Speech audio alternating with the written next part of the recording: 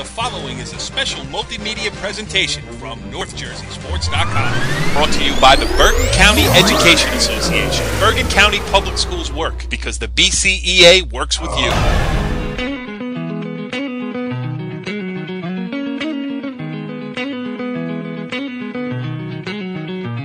It's Hockey Night, NorthJerseySports.com's original multimedia series, talking all things North Jersey hockey. This is Season 1, Episode 3, and after a short holiday hiatus, the gang is back together. I am Cory Doviak, being joined by my co-host and Fairlawn Athletic Director, Cory Robinson. Cory, what's going on? How was the holiday there, Steve? How's everything good? It was great. I went up to Vermont, took a couple of days of pleasure. Now I'm ready to get back to work, and doing my job means welcoming in our other co-host. He is the Maven, Mawa head coach Kevin Sabella. Kev, what's going on? Guys, how are you? I'm still opening up Christmas gifts over here, so just give me a little time, and I'll be ready to go. Really? You do like the 12 days of Christmas over there? Yeah. My wife just supplies me with endless gifts of to open up, so it's nice. Nice. There you go. Coach, are any of the players on Mawa calling you the Maven yet, or hasn't carried over into the locker room? No, they call me other things besides the Maven, but no. All right, yeah. Well, we will make it stick before the end of this season here as we get back on track covering the world of North Jersey hockey. And since we've been gone, a lot has gone on. And I think I should mention first. Let me mention a couple of things first. First of all, if you want to catch up with the show, the episodes that we have already done, you can visit our YouTube page /North Jersey Sports. You want to get in touch with us, give us a tweet at NJSCom. I know that's Cory Robinson's favorite part of the show as we introduce him to the wonderful world of Twitter. He's, as soon as he gets rid of the flip phone, he has promised to jump right on and join the Twitterati. But moving on here, we got a lot of stuff that has happened in the last week and a half or so, and I just want to start out by asking you two guys. Cory, we'll start with you. How about some results across North Jersey that stuck out, while we were away? Well, definitely, we're going to talk with Coach Fernandez at Glen Rock. That was the other thing I mentioned. It was introduced on the guest list. Serge Fernandez, the Glen Rock head coach, will join us. Sorry. We're going to talk to him in a little while. I think his victory, the Glen Rock victory over Morristown, was a real big win. The DePaul win over Paramus Catholic was a big surprise to everybody, but Paramus Catholic jumped right back the next night and solidified themselves again with a good win over Morris. So those were a couple that caught my eye a little bit. Maven? Yeah. Go ahead, Kev. What'd you say? Yeah, I mean, listen, out of some of the upper teams here, I liked how Bergen Catholic, showed some guts. They beat a very, very good Summit team. Cory mentioned Paramus Catholic bouncing back against a very good Morris Knowles team. Wayne Hills, which is sort of flying a little bit under the radar, beating Ridgewood, a very good Ridgewood team. Lakeland out of Passaic County, they had a couple nice wins in their holiday tournament over Montclair. And Tenafly. Ramapo beat Brixton down the shore pretty bad, beat them up pretty bad.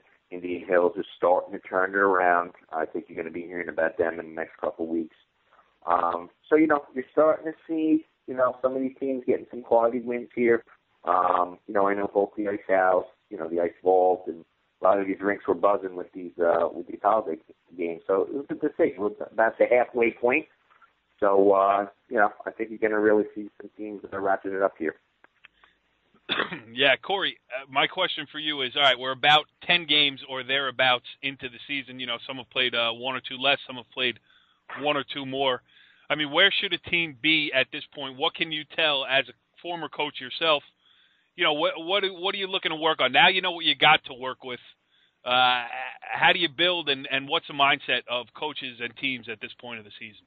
Well, you don't want to peak too early. That's probably first and foremost. And the holiday tournaments, you do see a lot of teams peak at these great results over the holidays, and they get into the end of January, early February, and they're not the same team anymore. So you don't want to you want to win games, obviously, but you want to make sure you're doing it, the right way, not winning games 7-4 and 6-3, things like that. You want to make sure you're shoring up your defense. And I think Kevin would second me on this. You want to just make sure you get better every practice and just keep working and climbing up the stairs and going in the right direction. Yeah, Kev, I mean, what's the situation around Mawa? You guys have you got your heads above water. You played tough competition this year. We know that. So just, how do the Thunderbirds stand at this point? Thunderbirds are 5-4-1. We lost probably our best scorer. He broke his ankle in the Ranful game. So we're certainly going to miss him. But, as we talked about in the locker room, it's an opportunity for other guys to step in, get some more playing time. We're certainly not going to replace him, but, we could do some other things, I think. We had a couple games where we kept the puck out of the net, which was good against a good Pascack Valley team and a good Ramapo team. Ran into a little buzzsaw with Mount Olive, but, it humbled us a little bit. Coming down the road here with some big games, Indian Hills coming up in Wayne Hill, so we'll certainly see, in league what we're about. But, Cory hit it on the head, I think, with these other teams, and I think part of being a good coach and a good team is just not getting stale, getting better every practice, getting better every game. You're not going to get better in a game. It's the practices I tell my guys, and, let the game take care of itself. So we'll see here. I mean, excited to get the county tournament coming up, which is going to be big. I mean, I think they're going to see some. There's definitely a couple teams, Bergen County speaking, who could be in the final. And then over on Passaic County, you got Lakeland, you got Wayne Hills, you got DePaul, who Cory said just beat, a very good Paramus Catholic team. So you're going to see. It's going to get tight here in the next couple of weeks. Yeah, and you mentioned the Bergen County tournament. The seeding for that is next Tuesday night. Our next show will be after that seeding takes place. I guess, Cory, the question is, listen, we got some good public school teams here. Don Bosco Prep, though, seems to be the team to beat for sure. Is this one of those situations where if somebody beats Bosco this year in the Bergen County tournament, would it be a huge shocker, or do you think that it's a little bit more open than that? I mean, Bosco is a perennial, powerful program. They have a really good balanced team this year, and I know we spoke to Coach Koskas earlier. Actually, the first show we had on here, and they haven't taken any steps in the wrong directions as we've talked to them. So, would it be a surprise to see somebody beat them? Absolutely. Could it be done? Anything's possible, and there are some teams that are knocking on the door and playing some good hockey. So it'll definitely be an exciting tournament and something that hopefully Mr. Cory Doviak, the lead of this show, is in attendance for. Yes, absolutely. It would be great, too, if you think about it. Don Bosco Prep against Ramsey in the Bergen County final, two teams that share the same zip code. That would certainly be interesting, and that would get me out to a rink, no doubt about it. I think it would be interesting, but our guest tonight may not be too interested in that kind of final. Hey, you know what? You're getting good at this, because that is the perfect segue to bring on our guest this evening, and he is Glen Rock head coach Serge Fernandez, who joins us on It's Hockey Night. And, Coach, thanks for hopping on here. No, anytime, man. Thank you. Happy New Year to all. Happy New Year to you. And as we get back into it after a little bit of a holiday hiatus here from the show, let's just get back into talking some hockey. Listen, Glen Rock, a perennially successful program that you're running over there. It's your 7th year as the head coach.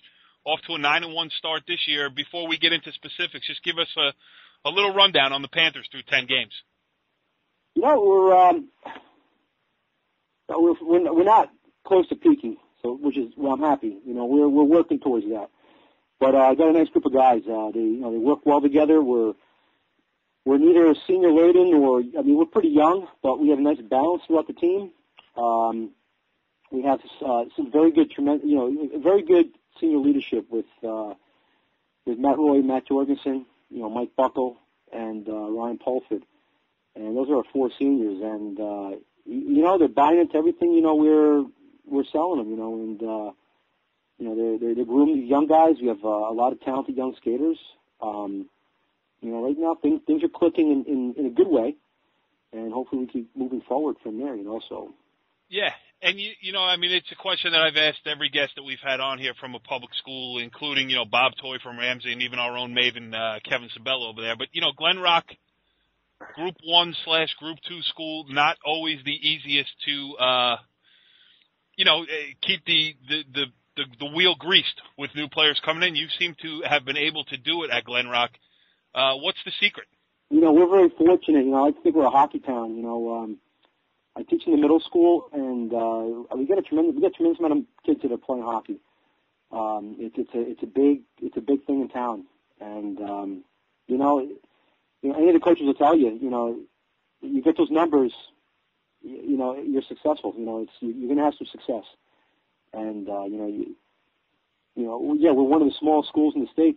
I don't know, we're right there with Kinnelon and Pequannock with the small schools. But, we get the numbers. Every year, this year we had about 8, 9 freshmen coming in. Last year we had about a dozen, and, they're good skaters. They're playing with the Avalanche, the Devils.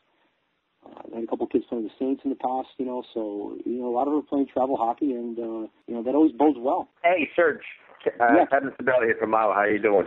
Going, Kevin. Good. Listen, looking at your team this year, what are some keys to your team's success this year? I know I caught you a couple times. Looks like your team has some good team speed. You mentioned your team chemistry. Is there anything else you can point to looking at your record here? I looked at your. We're really paying attention toward the defense. That's obviously we all know it's the most important zone, and we can't stress that enough. We call our defensive zone the Rock, and we protect the Rock. That's the first and foremost. And I figure if we're patient enough, we can transition. We're a pretty quick team. I think we transition well to the neutral zone, and we could develop those odd man rushes. So that's been the key. To our success this year is when we do protect the D zone. We have good goaltending in Matt Rosario. We have some solid D men. And like I said, our forwards are as quick as anybody out there. They're pretty quick. Sure. I was just mentioning, looking at your impressive wins, Ridgewood, Monsignor Farrell, Morristown, a huge win, top 10 school, ranked school in the state, Roxbury, Ramapo. You're sitting at 9-1. Now the states, over the past couple of years, you had a great run in 2012, made it as a 15 seed to the Final Four. I remember your goalie really turned it on there. The other year seemed to struggle a little bit. Is that in the back of your mind at any time this year so far? We keep bringing that up. I mean, it's we started off a little slow there. Last year it was a tendency. We start off slow off the gate. To drop the puck, and then we're talented enough to pick it up. But we saw a team like Red Bank Regional who, they were hungry. They were in an at-large bid. They went off and knocked off Indian Hills. I think they gave Ramsey a run for half a game. But, we keep reminding them that, you can't take things lightly, and we get to the States, it could end like that, and it's a constant reminder, I don't think we played bad. We just played, a key to our season is energy, hitting the ice with energy, and any team that comes out with energy, you got your hands full.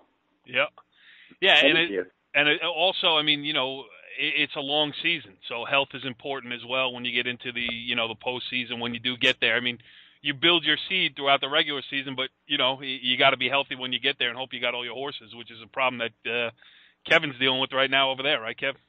Oh yeah. We lost our best goal scorer, Tyler. Broken ankle versus Ramapo. Tough break for Tyler. Great kid, great hockey player. Just had surgery Thursday, and he'll bounce back. He'll bounce back for next year. And hey, we're gonna move on and see what the season brings here for us. But tough break for us. Yeah. Well, I wasn't trying to drink Serge or anything like that. I was just trying to do my duty as the host here and point out some things. Corey, I know you're itching to ask a question. Go ahead and do it. Yeah, you know what, Serge? Kevin just brought up about last year's surprising upset in the state tournament, and if you look across the board the last probably 3 or 4 years, you could see that in not only the public B but also in the public A. There's been a lot of different upsets. So putting that aside, you're 9-1 right now. Have you ever gotten off to this fast a start in all the years you've been at Glen Rock? Well, my first year, we had a tremendous season. We lost our first game to West Milford, and then we went on a 22-game run where we didn't lose a game. Wow. Wow. We wound up losing to Prams Catholic. I think we lost 3 games that season, and we ended up losing to Jefferson. And that was the last year that that the state actually had an overall, when Public A and Public B were combined. Right. Yep, exactly. It was. So if you run off 13 more in a row now, then you'll be right in that area. So no pressure. That'll be no pressure at all. I don't think about that. We try to play, game by game, and try to learn from our mistakes. You want to be exposed early, so you don't want to be exposed in the Cup in the States because that's trouble. Right. During the course of the year, so you challenge yourselves. You try to challenge yourself with competitive opponents. We have Robbinsville coming up next week. We got Randolph down the road, Bridgewater Raritan. The county tournament. So, as much as you want to win, you also want to see what you need to work on. Right. Yep. What did you? Yeah, no, it's early. But what did you tell the team before the Morristown game? Because that's as Kevin said, that's a signature win, and it doesn't matter, Coach, if you get that win in December or in February. I'm on the seeding committee, and that's a game that'll be highlighted right on the board when we start the seeding in the public B, because that's just a big win, and that's something that the guys obviously are very proud of. But what did you say to the team before that game? Well, interesting you say that, because you did mention the term signature win did come up. The year we went to the semifinals, it was a really weird year. We had quite a few signature games where we came out on the upper hand, and then we played teams that are 500, we lose to them. Last year, we didn't win a single. I don't think we won a single signature. We didn't beat any top 20 teams. We won all we had to win. And go to the locker room and said, guys, here's an opportunity to really put our name out there. With the big elites. And I feel you can compete with the men and teams, and you look what the men and teams have done the last 10 years in the States. There's always a men and team in the finals. Multiple teams in the semis. So come out and see what we could do. It's not. And it's good, like you said, you got Randolph later on in the season, who just beat Ramsey the other night. So that's a great test for you going into the tournament also. Right. Like I said, we see a Bosco or Bergen Catholic or Ramsey in the county tournament. Prams Catholic. It's also you get a positive result there. It can go a long way. Coach, we have a top 10 list, which we will unveil later on in the show after we get off with you. But just a little sneak peek, Glen Rock is pretty high up the list.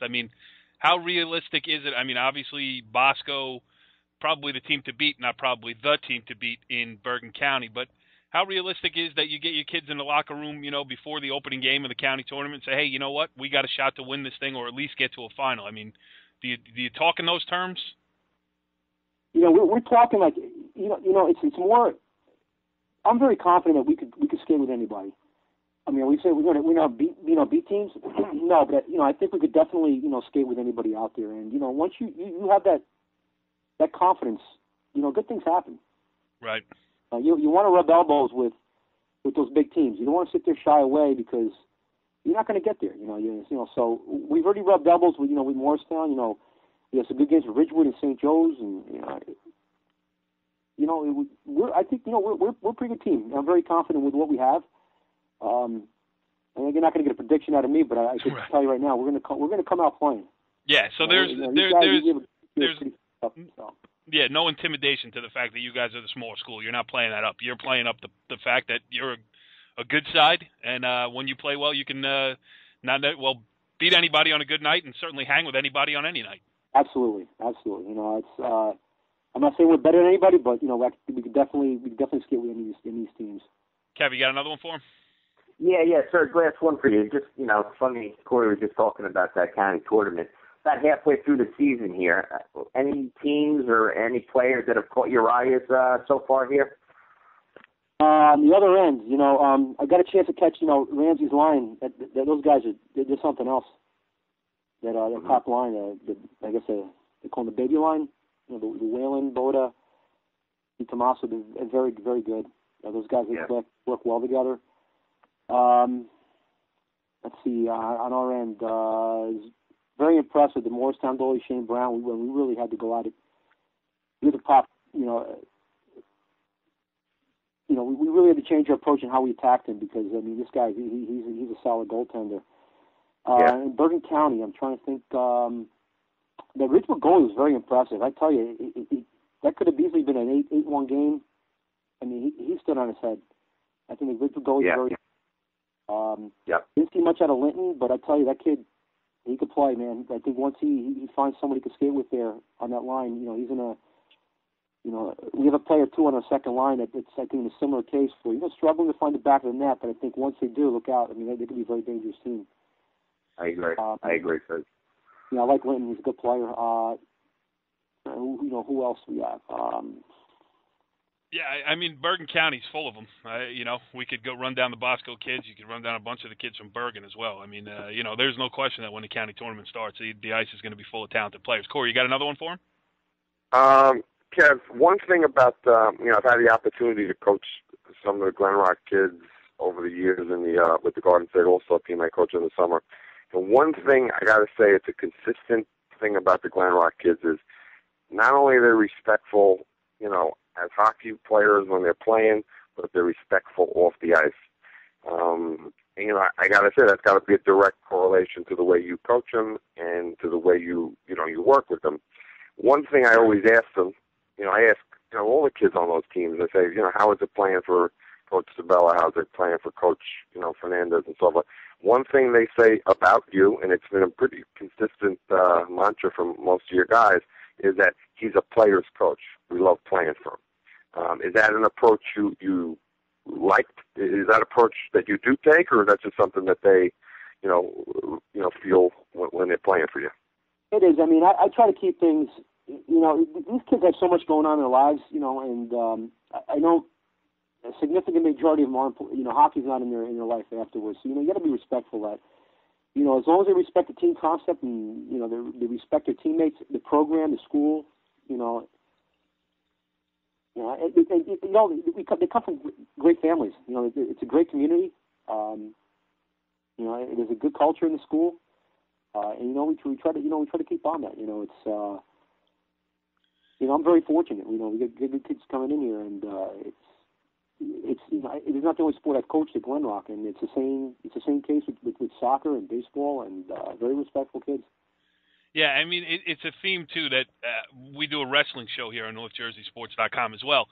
And we were just having this conversation last night, and I think it correlates also to ice hockey because, it's not easy to be a high school ice hockey player. It's crazy times, it's crazy practice times, crazy ice times. Your weekends are filled up. You got to find your time to catch up on homework, too. And I think there's a lot of dedication that is involved to play high school hockey. Whereas not saying it's easy to play any sport. I mean, football is a grind. It's physical. It's all that. But it is right after school. It's a regimented time-wise. You get your stuff done. You get home. You still got time. I mean, I think to really excel at hockey, you have to be able to balance your time well. And I think that is a huge factor in why a lot of these kids, Cory, like you said, most of them are very respectful. And, hockey players in general seem to be respectful of the opponent as well as what they're trying to get done in their own locker rooms. I mean, I don't know who wants to comment on that. I was just standing on a soapbox, but let me know your thoughts. Well, you could take that right up the line, not only in high school. You can look to college, and if you ask ask Andy Vasquez now, who's covering the Brooklyn Nets, ask him if he'd rather be covering the Devils or the Nets. I'm sure he'd probably say the Devils. I'm sure you're probably 100% right about that, too. Maven, what do you got on that one? Quite a few athletes in different sports, and, the hockey players are very humbled. Right. I think it's, for many of these players, not only they always put up on a podium, they've had to work quite a bit. And, same thing. I mean, it's a game that it's how it sinks its teeth into you. I love the game. Just being on the ice, and I think the kids are. There's a lot that goes into it. I mean, you have it's not like you go out to a soccer field, a basketball court, where you have all the time in the world to play on some of these courts. Right. You got to respect the time on the ice. Be prepared. There's a lot that goes into it. I mean, we could spend quite a bit of time talking about this, but the preparation. I'm glad Serge just said he's not I'm not the only one who spends a lot of time talking about that. That makes me feel better, actually, because I think a lot of times Serge is right. A lot of times I'm preaching, not even talking about hockey, just trying to talk about how to be organized, how to be respectful in life, and so on and so forth. But hockey is definitely a challenging sport with the times you're practicing, with the travel times, with the conflicts, which I didn't even get into with Serge, but I'm sure he deals with them too. And it's just a unique sport, and it definitely humbles you as a player and sometimes as a coach as well. And you have to be tough because those locker rooms really smell bad. Yeah, no, you're right. You're right. Serge Fernandez, the head coach of the Glen Rock hockey team, 10 games, 9 wins, off to a great start this season, and really a great appearance with us here on It's Hockey Night. We appreciate you taking some time out, and we wish you nothing but the best with your team going forward. We'll see you in the county tournament. Thanks, guys. Well, certainly interesting stuff there with Glen Rock head coach Serge Fernandez. The Panthers playing as well, or almost as well as any public school in North Jersey at this point of the year.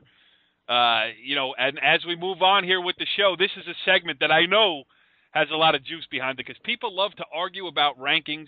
If you rank them 4, they want to be number 3. If you rank them 9, they should have been 8, and it generates a lot of conversation. So without further ado, let us bring in the NorthJerseySports.com It's Hockey Night top 10 rankings compiled by some of the area's top sports writers. Many who cover the game around the area have weighed in, and just a programming note here, none of the head coaches, active head coaches, on the staff here on It's Hockey Night have anything to do with the rankings. Is that true, Mr. Sabella? Yes, thank you, Mr. Villiers. Thank you. So do not email the email account of Kevin Sabella. He had nothing to do with it. And as we unveil the top 10, unfortunately, Kev, you can't handle the truth. Mawa ain't in it. As we start with number 10, unveiling, and Cory, give us a couple words about number 10, Indian Hills. Very balanced team. We had the player of the week going, Josh Welty, very strong goalie, one of the best in North Jersey. I think Coach Murphy has them moving in the right direction, and they could be a force to be reckoned with in the county tournament. Yeah, and as we move on to number 9, we'll stay in the school district, same school district, sister schools. Number 9 is Ramapo. Kevin, they've been kind of, a Jekyll and Hyde team a little bit. They can play well. They've had some tough nights. How about Ramapo? Listen, I like them. We played them to a 1-1 tie. In fact, we were up 1-0. They tied it late, and then they almost won it. They showed me a lot of guts. Coach Barber has them definitely headed in the right direction. They had a big win this brick, and they're looking, obviously, to keep coming up in the league standings here. Yeah, absolutely. Number 8, our first, and I'm looking down the list here, looking ahead, our only Passaic County team in the rank. Oh, no, I apologize. Our first Passaic County team in the rankings is number 8, Lakeland. Cory, they should be in the mix in the Passaic County tournament. Yeah, no doubt. They won 2 games in the Montclair tournament, beat two established programs in Tenafly and Montclair. Didn't do well in the finals against Mendham, but Mendham had their way out with everybody in that tournament. So Mendham could be a team that we could look at later on in the state season, do well in the state tournament. But Lakeland's playing well, and it'll be interesting to see how they how they do the rest of the way in the Green Division. But they definitely are a team that's on the improve. Actually, if I'm not mistaken, I think they have Wayne Hills coming up this weekend. If I'm not mistaken. So that should be an interesting, especially talking about county seedings in Passaic County. That might be, probably will be the game for the number 1 seed. Number 7, Ridgewood. Kev, Ridgewood. What do you think? Hey, listen, they just lost to Chatham 4-2. Chatham is probably up there with Summit and Ramsey, the top public B schools in the state, without a doubt. They're going to be, Ridgewood's going to be tough. I mean, that's one of those games that, you lost, but you really won. And Coach O'Cave even said that in the paper. And that's a game you build on, and I'm sure they're going to be a force continuing in their league. Yeah, moving on to number 6, the other Passaic County team in the poll is Wayne Hills, an 11-2 win over DePaul earlier. That opened some eyes, as we talked about earlier. Cory, Wayne Hills certainly can fill the net when it needs to. Definitely have some big-time players. They're solid in goal. I don't think Coach Serge is probably too happy with the holiday tournament, although they were in both games that they lost to Morris Knowles and Kinnelon. They did bounce back and get a good win over Ridgewood. So, they're a solid team and a team that I could see having success in the playoffs. Yeah, one team that we touched on a little bit earlier also is number 5 in our list this week, Paramus Catholic. Kev, another team that, it goes by the night, and they can certainly play with a lot of teams, and they just need to probably find a little bit of consistency. No question. That's a team I wouldn't want to play in the county tournament. Listen, they did have a tough game against DePaul, but you always have one of those, losses during the year. But sometimes those games home you, and I think that's what did that to Paramus Catholic. Look, they came back and they beat Morris Knowles, a perennial contender in the state Public A every year. So hats off to them, and they're going to be a tough team moving forward. Absolutely. Number 4, Cory, Bergen Catholic. Last show that we did, we had both coaches on from Don Bosco Prep and Bergen Catholic. We were previewing rivalry night that night. Bosco obviously beat Bergen in that one, but Bergen's had a good couple of bounce-back wins. So, right in the mix at the top of the Bergen County pecking order. Yeah, I'm sure they're going to be in the mix the rest of the way. I would think that Coach Monteverde's probably not overly happy with his holiday tournament either, although he lost 2 close games and he wanted one again. I don't think he would have wanted to have one of those L's into a W, but they did not by in any way, shape, or form lose to bad teams. So they're right there. They're in the thick of things, and wouldn't be surprised to see them have a lot of success in the future. Yeah, and, the top 5 is parochial heavy, but number 3, Glen Rock, we got the full rundown on the Panthers from Serge Fernandez a little bit earlier on.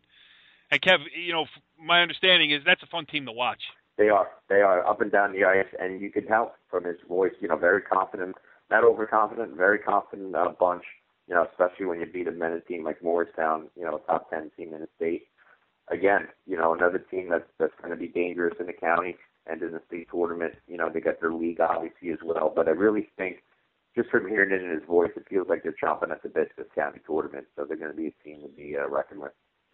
Yeah, and Kev, I gave you the odd numbers because I knew in advance that our number 2 team was Ramsey, and I know you're tired of talking about them. You're probably tired of playing them, so we'll give Cory Robinson to give us the rundown on Ramsey.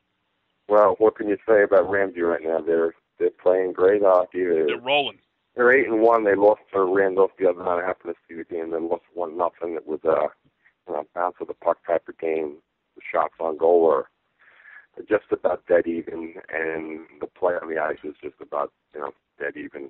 And obviously that's indicated by the score in the game.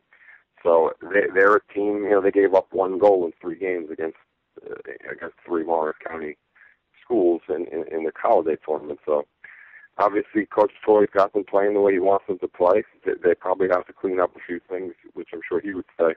But they're right there at number 2 in our top 10. Yeah, and Kev, because you got the odd numbers, you get to extol the virtues of our number 1 team this week. That is Don Bosco Prep. Yeah, listen, they're number 1 for a reason. They're going to be tough to beat. Certainly they're going to be a 1 or 2 seed coming up here in the county tournament, and it's going to take a lot to knock them off. They obviously have their Gordon Conference, their league schedule there that's brutal day in and day out. So we'll see. I'm sure they're chopping. And you want to just to add to that a little bit,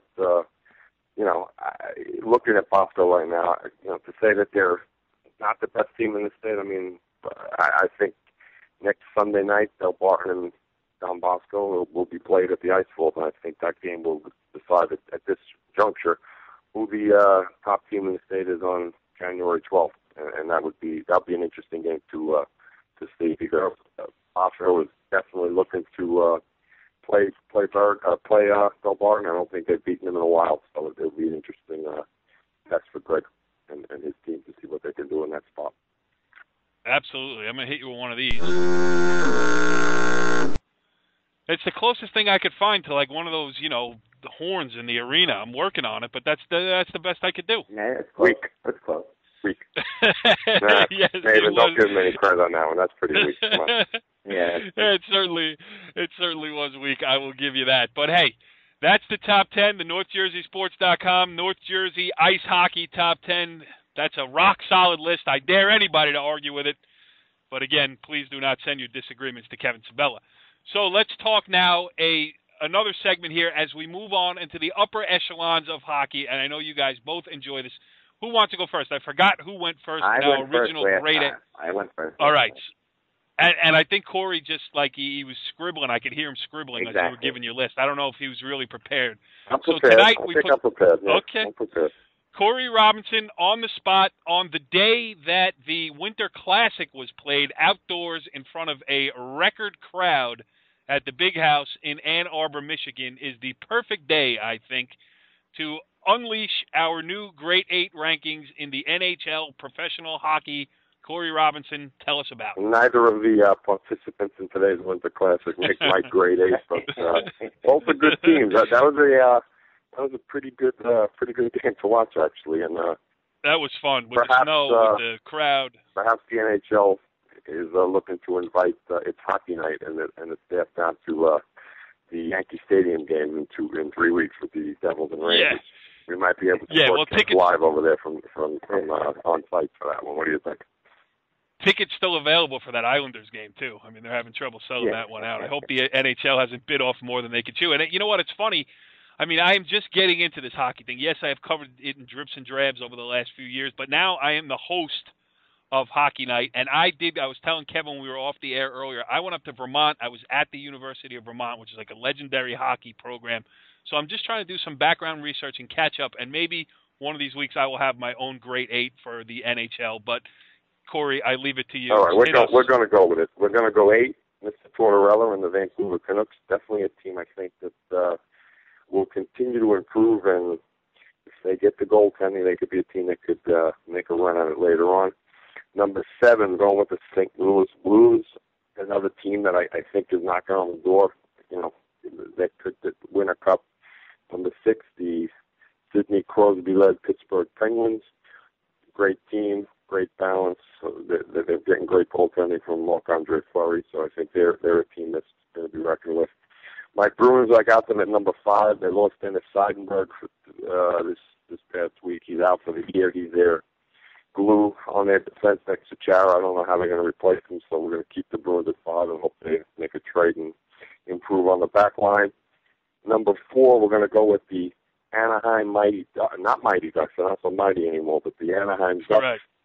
Number 4, we got them in there, Maven. You had them up real high last week, and we're going to move them into number 4. I like the Sharks at number 3. I think they're a well-balanced team. They're a team that's always there, but never, they're the bridesmaid. They never get to the altar exactly, but they got a shot this year. Number 2, I love the Kings. They played the defending champs the other night, lost 1-0, and that game could have went either way. And obviously, the number 1 team still in the Grade 8 is the Blackhawks until proven otherwise. They are the champions, and they have a lot of firepower, and they're solid in goal, and that they're going to be tough to beat this year. But that is the Grade 8 from C Squared here. Yes, absolutely. And I notice you're very West Coast heavy. 2, 3, and 4, all California teams. I mean, what are you thinking about the warm weather here as a snowstorm bears down upon us here on the East Coast? Probably knocking out Friday night action. It's West Coast bias, but Bruins and Penguins right. can play. But I don't see any of the other teams in the East being on that list. Although maybe the Maven has it differently. We'll hear what he has to say now. No. Hit it, Maven. No, pretty much close enough, I should say. At 8, I agree. I think the Rangers miss them a little bit. Is Tortorella and the Canucks at 8. At 7, I like the Blues. Tough place to play. They're certainly going to be a tough out moving forward here. Sorry, Cory. Got the Bruins at 6, although I do like them a lot, but I still had to put them at 6. 5, I like the Sharks. Again, tough, rugged team. Again, I want to see them make a couple more strides. 4, I like Pittsburgh. Okay, I like. Okay, they cracked your list this week. I'm glad to see that you got them in there. Yes, I did. I did get them in. I got a couple letters from them, so I figured I'd get them right. in. At 3, I like the Kings. I'm with Cory. I like their size, their grit, their goaltending. If you just saw the U.S. roster, Quick's going to be the goalie. The U.S. I like the Ducks at 2. I think they still are mighty, Mr. Robinson. So I like them at 2. And as I say, until someone knocks them off, I like the Hawks at 1. Well, at least you guys agree on something. The best team in the NHL is Chicago, and what I notice is that one Canadian team from each of you. I mean, that is their national sport here, and we've kind of stolen it here in the United States of America. True, very true. Moving in the right direction. I think C1, you got to get us on site there at the Yankee Stadium in 3 weeks. I think that would be a nice little live show. We can maybe, what is it called? Announcers Row, or what do they call it? Yeah, Radio Row. Radio Row. Yes, that would be certainly great. And I will pull all of the strings that I have over there in Yankee Stadium as a high school sports writer and a New York Met fan. I'm sure that I am going to be able to pull that off. But hey, I'll give it my best effort. Speaking of best efforts, this was a good one. Season 1, Episode 3 of It's Hockey Night here on NorthJerseySports.com. Catch us again next week. We're going to have plenty to talk about as the seeds are revealed for the Bergen County tournament. We're going to aim to do a show on Tuesday night if we can keep the Maven awake. Kev, maybe a little nap Tuesday afternoon for you? That should do it. Yeah, I think I'm free around then, so I'll hit a nap and then we'll hit the hockey scene. Yeah, absolutely. And Cory Robinson will be our man on the inside there. He will certainly effort to get us the seeds first and foremost as we break the news of the Bergen County Tournament 2014. So next week should be a good show. I will try to get to a game between now and then. Sunday night, Glen Rock Tenafly sounds like it might be on the agenda for me. So we'll see if I actually follow through on one of my threats to cover a hockey game sometime before the end of January. That's my New Year's resolution. We will catch you next week on It's Hockey Night. Follow the leader.